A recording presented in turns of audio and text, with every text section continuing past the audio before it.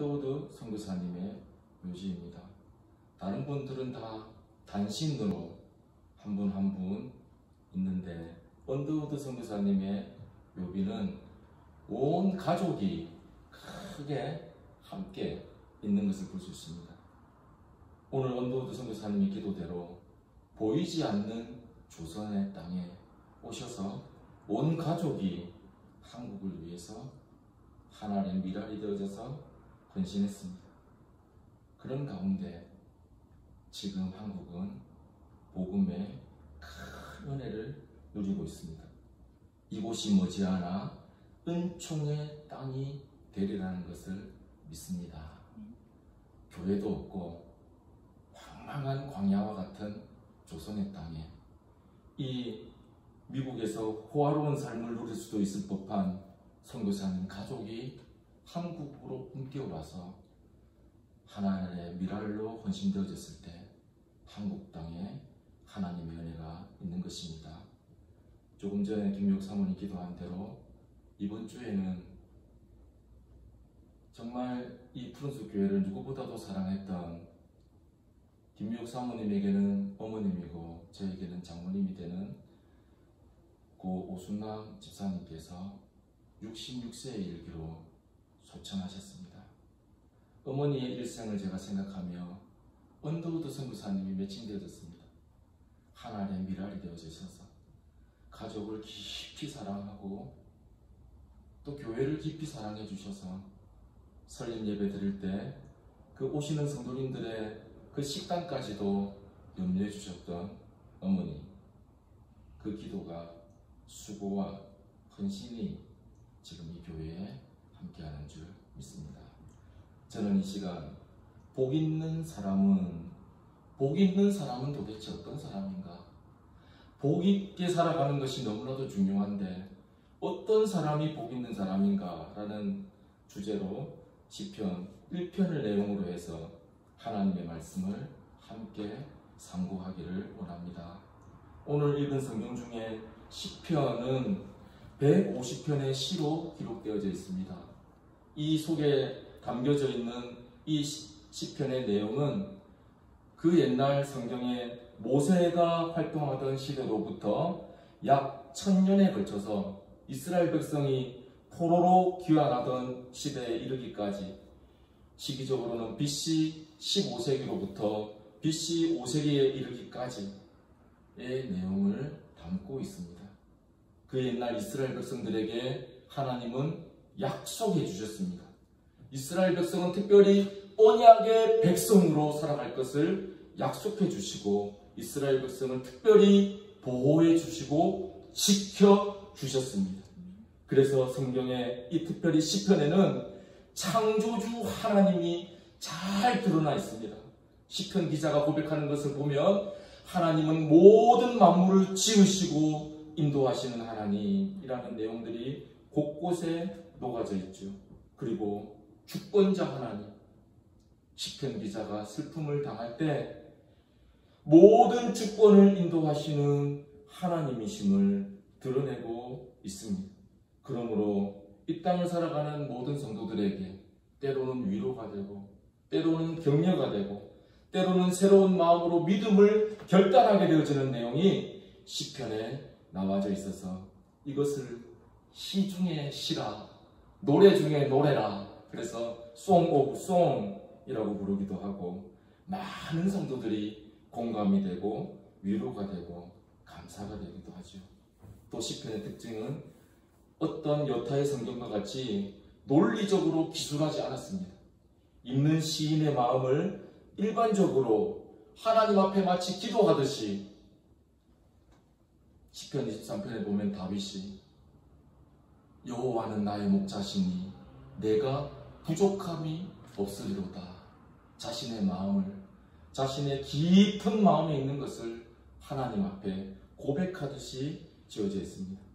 출애굽의 내용도 있고 이스라엘 백성이 가나안에 들어갔던 내용도 있고 다윗이 통치한 내용도 있고 솔로몬이 통치한 그 정말 이스라엘 민족의 큰 역사를 이룬 내용도 있는 반면에 슬픈 이스라엘 나라, 이 이스라엘 백성들의 분열과 함락과 포로로 가게 되어지는 역사를 모두 통틀어서 담고 있습니다. 그러면 조금 더 성경으로 들어가서 도대체 성경은 복 있는 사람이 누구라고 말씀하고 있느냐? 1편 1절 말씀을 제가 한번 읽어드립니다. 복 있는 사람은 악인들의 꾀를 따르지 아니하며 죄인들의 길에 서지 아니하며 오만한 자들의 자리에 앉지 아니하고, 복 있는 사람은 이라고 1편 1절에 시작하고 있죠. 이 복이 있다라는 말, 성경의 원어에 보면 이 에세르라는 말은 곧다는 말입니다. 똑바로 간다라는 뜻이 있습니다. 그리고 또 한 가지의 뜻은 번영하다, 하나님의 뜻 가운데서 성공적인 삶을 살아간다라는 의미가 이 복 있는 이라는 뜻에 담고 있습니다.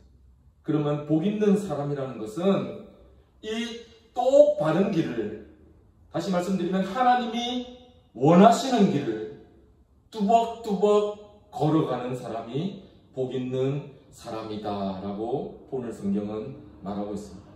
하나님이 제시하는 길, 하나님이 말씀하시는 길을 이스라엘 백성이 그 길을 따라갔듯이 오늘 시편 1편 1절은 그 길을 똑바로 걸어가는 사람을 복 있는 사람이라고 하는데, 자, 한번 보십시오.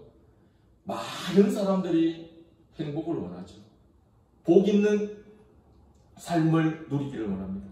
특별히 우리 민족은 복을 사랑했습니다.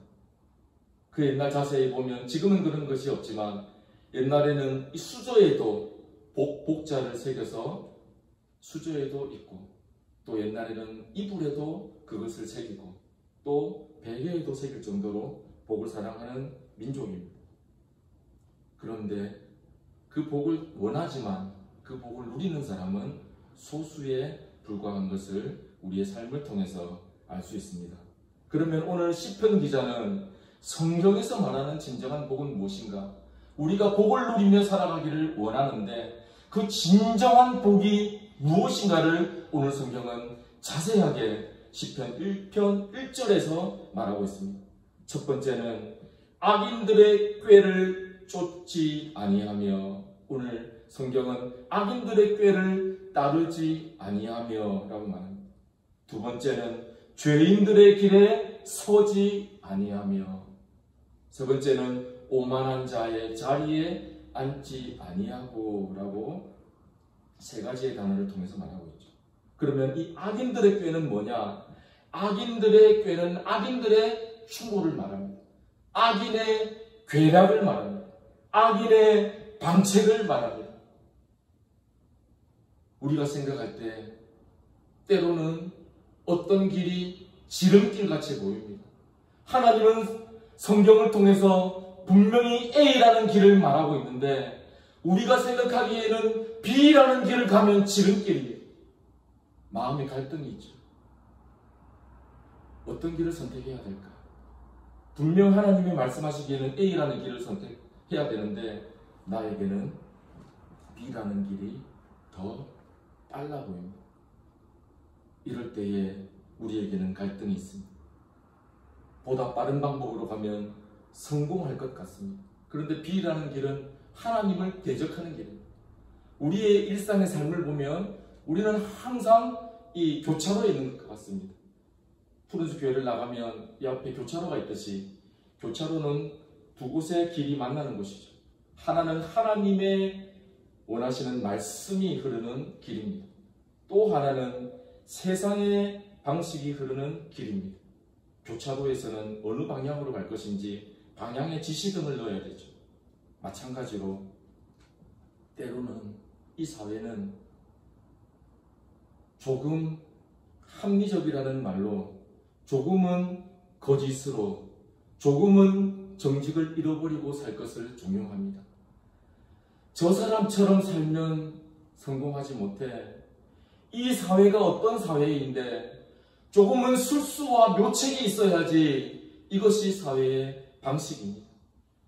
정직하게 살아가면 어떻게 이 험난한 세상을 살아가려고 그래. 때로는 사람이 좀 합리적이어야지. 사람들은 어쩌면 그것이 마치 우리가 살아가고 있는 이 땅의 가장 큰 대책인 것처럼 말할 때가 있습니다. 교차로에 서 있습니다. 오늘 아침에 하나님의 말씀을 읽고 큐티를 하며 결단을 하고 삶의 전선에 나간다 할지라도 갈등이 생깁니다. 하나님의 말씀은 A를 향하고 있는데 많은 사람들은 B를 외칩니다. 공부를 할 때 때로는 많은 학생들이 원하는 대로 해야지. 시험 볼 때 조금 컨닝하면 어때? 빨리 합격하고 부모님께 효도하는 것이 중요하지. 언제 한평생 공부만 하고 있을 거야. 들어보면 맞는 말 같죠. 들키지만 않으면 되지. 많은 사람들이 불합리한 것을 합리적으로 말합니다. 오늘 성경은 악인의 길을 따르지 아니하며 죄인의 길에 서지 말라고 하는데, 이 죄인의 길이라는 것도 벗어나다, 빗나가다라는 뜻입니다. 하나님께서는 A라는 길을 정해놓고 있는데 빗나가서 옆으로 가는 길을 죄인의 길이다라고 말합니다. 오만한 자의 자리는 악인이나 죄인보다 더 적극적으로 삶을 추구하는 것입니다. 우리는 하나님의 뜻대로 살아가야 하는데, 오만한 자의 삶은 하나님과 같이 마음이 교만하여지고 자만하여지는 것입니다. 하나님의 자리에는 하나님이 앉아야 되는데 그 자리에 하나님과 대신해서 내가 서 있는 것입니다. 성경에 사울이라는 사람을 우리가 잘 알고 있죠. 하나님이 사울을 보실 때 이 사람은 준수한 사람이라고 했어요. 이스라엘 백성이 왕을 세워달라고 할 때 사울을 세워주셨습니다. 이 사울이 하나님 앞에 잘 서서 하나님의 말씀을 쫓아서 초반에는 살아가다가 점점 갈수록 하나님의 뜻을 빗나갑니다. 나중에는 사울이 범한 가장 큰 죄는 제사장만이 하나님 앞에 드릴 수 있는 제사를 사울이 하나님 앞에 멸시함으로 인해서 성경은 말하고 있습니다. 내가 하나님 앞에서 제사를 멸시하였으므로 하나님이 너를 버리시리라. 사울은 총망받으며 하나님 앞에 인정받은 자였으나 사울은 하나님 앞에서 오만한 자라 불리어지고 있는 것입니다. 죄는 직접적으로 행함으로 짓는 죄가 있고 또 행하지 않음으로 짓는 죄가 한국에도 실전법으로 있습니다. 이것을 자기범이라고 하고 부자기범이라고 합니다. 자기범은 이런 것입니다. 남의 것을 절대로 가져오면 안 되죠. 남의 것을 가져왔을 때에는 한국 형법은 절도라고 해서 규정되어져 있습니다. 무엇을 행함으로 짓는 죄, 또 행하지 않음으로 짓는 죄는, 예를 들어서 어린 아이를 잘 보호해야 될 부모는 그 아이를 잘 지켜봐야 됩니다. 그 아이가 물에 빠졌을 때는 건져주어야 되는데 방치만 하고 보고 있는 것은, 이것은 해서는 안 되는 것이죠. 마치 이것과 같습니다. 우리가 운전을 할 때 신호등이 켜져 있죠. 파란 불이 있을 때는 가라는 뜻이고 빨간 불이 있을 때는 정지해라는 뜻이죠. 이것과 같이 이러한 법이 있는 것입니다. 성경에도 이러한 법을 말씀하고 있는데 1장 2절 말씀은 같이 한번 읽어보겠습니다. 오직 시작. 오직 여호와의 율법을 즐거워하여 그의 율법을 주야로 묵상하는 자로다. 1편 1절에서는 하지 말아야 될 것에 대해서 말하고 있죠. 이러한 것들은 하면 안 된다. 악인들의 길에 따르지 말고 죄인들의 길에는 서지 말고 오만한 자의 자리에는 앉지 말고, 그러면 해야 될 것이 무엇이냐? 해야 될 것은 1편 2절에 나온다. 오직 여호와의 율법을 즐거워하여 그 율법을 주야로 묵상하는 자로다. 이 즐거워하다는 것은 하나님의 말씀을 대할 때에 내 마음에 진정한 기쁨이 있다는 것입니다. 어떻게 표현해야 할까요? 예를 들어서 우리가 사랑하는 사람이 있습니다. 사랑하는 사람이 있으면 그 사람의 목소리를 듣고 싶죠. 옛날에는 편지를 썼습니다. 시간이 걸렸습니다. 내가 편지를 보내고 답장이 오기만을 손꼽아 기다리다가 편지가 답장이 오면 그것을 열어서 무엇이라고 썼을까 내용을 읽고 감동하며 다시 또 답장을 하고, 이번에 어머니의 장례에 어머니가 아버님 사우디에 계실 때 편지를 많이 썼죠. 그러나 요즘은 시대가 변화되어졌죠. 카톡이 있고 문자 메시지가 있고 여러 가지가 있습니다. 사랑의 그 편지가 올 때 마음에 기쁨이 있죠. 소원함이 있죠. 기쁩니다. 목소리만 들어도 기쁘고 사랑하는 사람은 그 문자의 내용만 봐도 기쁘죠. 마치 성경을 이렇게 즐거워하며 주야로 묵상해라. 이 묵상하라는 것은 이 되새김질하는 동물들이 있죠. 말이라든지 소는 되새김질을 하는데 계속해서 음식을 되새김질하듯이 성경을 아침과 저녁으로 묵상하며 살아라고 말씀하고 있습니다. 시편 기자는 또 이 복 있는 사람을 누구라고 말하느냐. 1편 3절 말씀을 제가 읽어드립니다. 그는 시냇가에 심은 나무가 철을 따라 열매를 맺으며 그 잎사귀가 마르지 아니함 같으니 그가 하는 모든 일이 다 형통하리로다. 저를 따라 한번 합니다. 시절을 쫓아 과실을 맺으며 어떻게 이러한 과실이 맺힐 수가 있을까요? 시절을 쫓아 과실을 맺으며 모든 사람은 다 과실을 맺기를 원합니다. 중요한 조건이 하나 있습니다. 그 나무의 뿌리가 시냇가에 심겨져 있어야 합니다. 저희 교회 들어오는 입구에 화분이 3개 있는데 제가 매일 물을 주고 있습니다. 하루라도 물을 주지 않으면 그 잎이 마른 것을 볼 수 있습니다. 제가 이번 장례로 인하여 일주일간 교회를 비우어서 어젯밤에 들어와 보니 많은 잎이 말라 있었어요. 제가 다시 물을 주고 오늘 아침에도 물을 줄 때 그 잎이 다시 생동감을 가지고 활기를 띠는 것을 알 수 있습니다. 시절을 쫓아 과실을 맺으려면 시냇가에 심기워져야 합니다. 이 시냇가가 어딘가? 생명의 근원 대신 예수 그리스도에게 우리의 삶이 접목되어 있어야 되는 줄 믿습니다. 그럴 때 생명이 있습니다. 이렇게 표현한 이유가 있습니다. 이 시편 기자가 쓴 이 배경을 보면 고대 근동에는 건기와 우기가 뚜렷하게 되어져 있는데 건기에는 비가 거의 오지 않습니다. 우기에는 비가 오는데 그 해의 강수량의 600mm 정도, 어느 정도냐? 한 3분의 2 정도가 우기에 다 내리게 되어집니다. 대부분이 키가 작은 나무들이 이 중동지방에 많은데 시냇가에 심기어진 나무는 키가 크게 자라고 사철이 푸르게 있는 것을 시편 기자는 오늘 성경 시편을 통해서 말하고 있습니다. 요한복음 15장 5절에서 자세하게 설명하고 있죠.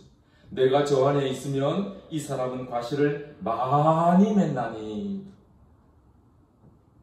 오늘 시편 1편 3절은 그 행사가 다 형통하리로다. 우리가 예수 그리스도 안에 있으면 그 율법을 즐거워해서 그 율법 대신 이 성경이 무엇을 말하는지를 내가 기뻐하며 이 성경을 자세히 상고하며, 상고라는 것은 자세히 생각하며 읽는 것을 말합니다. 속독하며 빠르게 읽는 것 말고 시편 1편을 1절을 읽는다고 하면 복 있는 사람이 뭘까? 그 다음에 보면 악인의 길을 따르지 않냐. 악인의 길을 따르지 않냐는 것이구나. 죄인들의 길에 서지 않는 것이구나. 생각하면서 천천히 읽으며 이 말씀을 따라 살아갈 때에 그의 삶이 형통하리로다. 다시 말씀드리면 성경은 길이 평탄하리라. 우리가 길을 가다 보면 어떤 길은 평탄하게 있지만 어떤 길은 시골길을 보면 이렇게 홈이 펴지고 꾸불꾸불한 길이 있는데 그러한 길이 아니라 시온의 대로가 열리는 것처럼 평탄하게 열리게 될 것이다 라고 말씀하면서 또 반대의 길을 말하고 있습니다. 하나님 앞에 있는 사람은 이러한 길이 열릴 것이지만 악인들은 그렇지 아니하다. 1편 4절을 제가 읽어드립니다. 악인들은 그렇지 아니하며 오직 바람에 나는 겨와 같도다. 악인의 삶은 그렇지 않다. 의인의 길은 시온의 대로가 열리는 것처럼 평탄하게 하나님께서 인도해 주실 것이지만 악인의 삶은 마치 바람에 나는 게 어떻습니까? 불면 다 날아가 버리죠. 아무것도 남는 것이 없는 것처럼 그러할 것이다.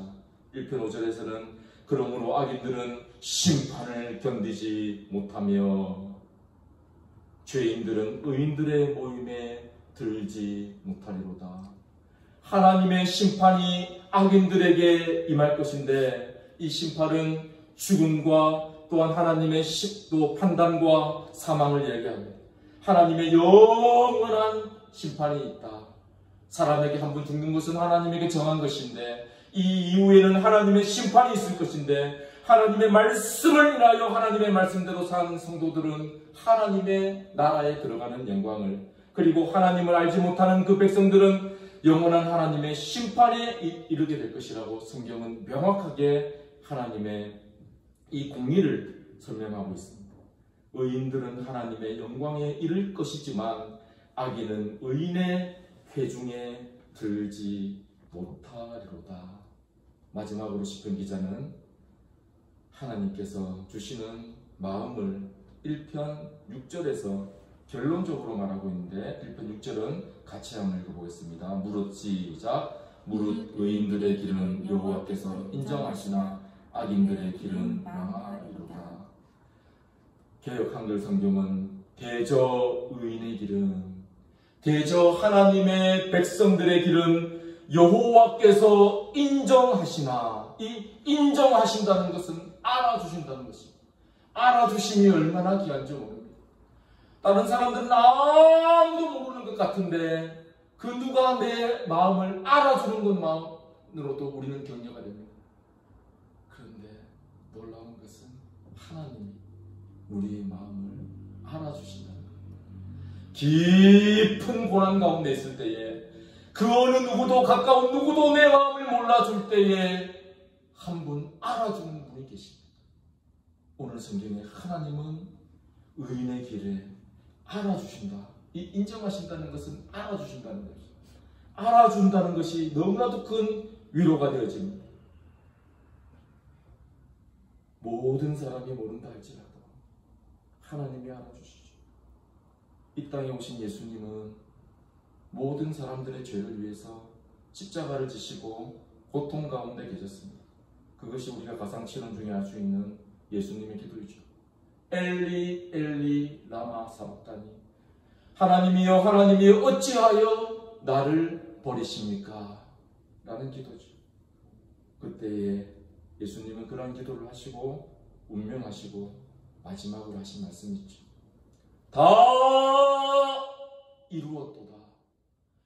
모든 것을 다 이루시고 하나님이 가장 원하시는 길이 무엇인지를 성취하셨습니다. 하나님이신 예수님은 이 땅에 사람의 몸을 입고 사람의 육신으로 들어오셔서 인카네이션 하셔서 사람의 몸을 입고 사람의 몸을 빌려 태어나셔서 사람으로서 가장 힘든 십자가에 죽으시고 십자가형을 통하여 하나님과 한 번도 단절될 일이 없는데 십자가형에서 마지막 사망의 임종을 앞두고는 하나님과 단절되었어요. 하나님이여 하나님이여 어찌하여 나를 버리십니까? 엘리 엘리 라마 사박다니, 내 영혼을 받아주소서. 다 이루었도다 라고 하시며 운명하실 때에 죄인된 사람과 하나님은 화목해 되어졌습니다. 우리가 스위치를 보면 한쪽이 떨어지면 한쪽이 붙게 되어지는 것처럼 예수님과 하나님의 관계는 떨어졌는데 이제 사람과 하나님의 관계는 화목을 이루게 되어졌습니다. 무엇으로요? 예수 그리스도의 죽으심으로 구속의 역사가 완성되어진 것입니다. 오늘 성경은 대저 의인의 길은 여호와께서 인정하시나 악인의 길은 망하리로다. 이번 장례를 통해서 우리에게 주어진 귀한 깨달음이 있었지. 그것을 인사말로 또 표현했어요. 천국의 소망이 얼마나 소중한 것인가. 만약에 어머님이 믿음 가운데 있지 아니하고 믿음 밖에서 소천했더라면 우리의 마음 가운데는 정말 절망적인 슬픔이 가득했을 것입니다. 오늘 시편 1편 6절에 대저 의인의 길은 여호와께서 인정하시나 악인의 길은 망하리로다. 공의의 하나님을 말하고 있습니다. 제가 설교를 하며 서면에 말씀드린 대로 언더우드 선교사님은 이 한국 땅에 와서 한 알의 미랄로 이 땅에서 헌신했는데, 아니 그의 모든 가족이 이 땅에 헌신했는데, 그 헌신으로 말미암아 우리가 있는 것처럼 우리에게는 어떠한 길을 걸어가기를 원합니까? 성경은 하나님의 미랄로 대저 의인의 길에 서는 것이 복이 있다라고 말씀하고 있습니다. 대저 그저 우리의 삶이 조금 복을 누리는 그 수준에 머무르지 아니하고 하나님의 말씀 가운데 서 있는 것이 진정한 복이다라고 말씀합니다. 우리의 삶이 하나님의 마음을 알아서 하나님의 뜻을 쫓아서 하나님의 영광을 선포하며 승리하며 나아가는 모든 성도님들이 되시기를 주의 이름으로 축복합니다.